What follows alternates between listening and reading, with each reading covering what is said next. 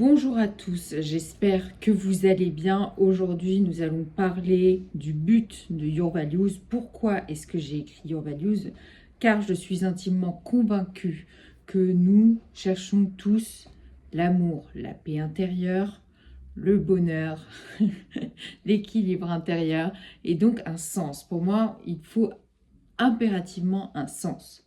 Aujourd'hui, le problème, c'est que les générations d'aujourd'hui font les choses pour les autres, se montrer, mais derrière, il n'y a rien qui est fait, aucun travail. À l'époque, on faisait les choses pour les faire, et c'était quelque chose qui voulait dire quelque chose pour nous, et pas un statut au sein de la société.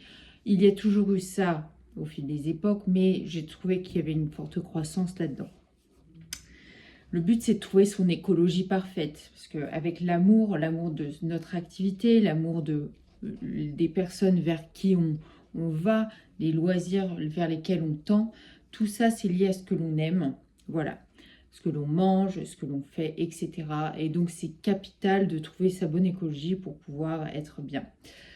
Et quand on est comme ça, je dois dire que c'est comme si on était ivre ou qu'on était sous drogue ou comme si on était amoureux. C'est la même sensation, tout est rose, tout est beau. Et si on avait ça, je pense que les gens auraient beaucoup moins besoin de faire du mal aux autres ou de dominer ou de critiquer, etc.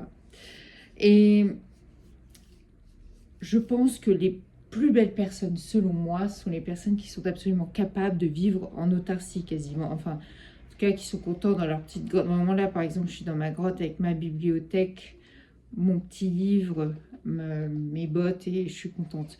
J'ai pas besoin de grand chose et quand on vit comme ça, souvent c'est on est assez heureux, qu'on a trouvé un équilibre, qu'on est bien, bien évidemment.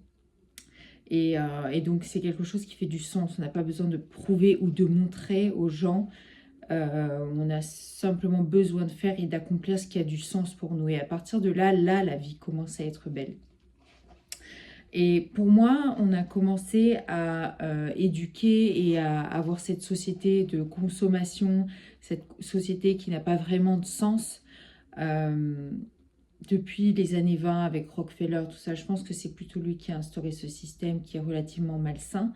D'avoir de la nourriture malsaine pour que les gens soient malades, pour qu'on ait une surconsommation de nourriture, etc., de médicaments, pardon.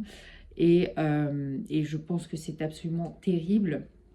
D'ailleurs, par ailleurs, il me semble que toutes les sociétés qui sont dans la surconsommation sont des sociétés qui n'ont pas réellement d'histoire ou de tradition et donc qui compensent avec ces surconsommations et cette superficialité, comme les États-Unis par exemple.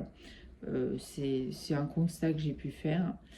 Et il y a une forme de division. Après, il y a beaucoup de conflits qui se créent. Si on n'est pas sain, si on n'est pas bien dans sa vie, forcément derrière, après, on sera malheureux et donc on sera en conflit les uns envers les autres. Et donc, je viens en fait qu'il y a beaucoup d'idées de droite et de gauche qui sont dites de droite et de gauche, mais en réalité, qui ne sont ni de droite ni de gauche, qui sont simplement des idées.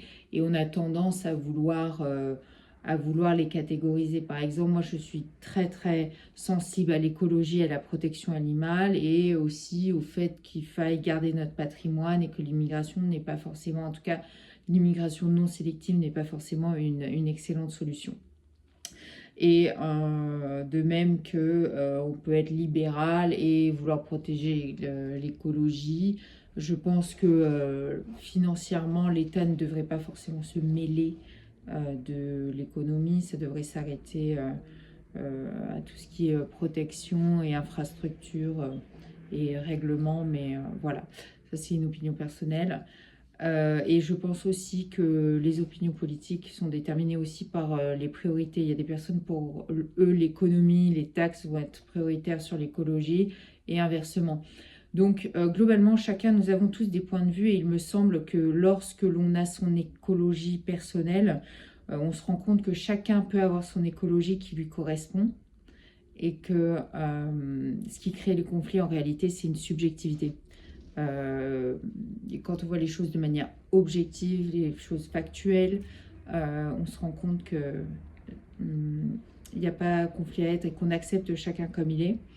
Moi, je respecte toutes les cultures. Néanmoins, il me semble que la compatibilité sur un même territoire, c'est une autre discussion. Vous voyez? Donc, voilà, l'Urvalus veut venir là, veut regarder tout ce qui peut nous unir et pas ce qui nous divise. Voilà, c'est simplement sur ce point-là. Donc, bien évidemment, pour trouver sa bonne écologie, il y a 10 valeurs de vie. Il y a aussi la gestion émotionnelle, la méditation, tout ce qui est plus mental, la morale, tout ce qui est spirituel avec les valeurs de vie, et tout ce qui est physique avec l'alimentation et le sport. Voilà pour moi. Si vous avez des questions, n'hésitez pas. Je vous souhaite une très belle journée et à bientôt.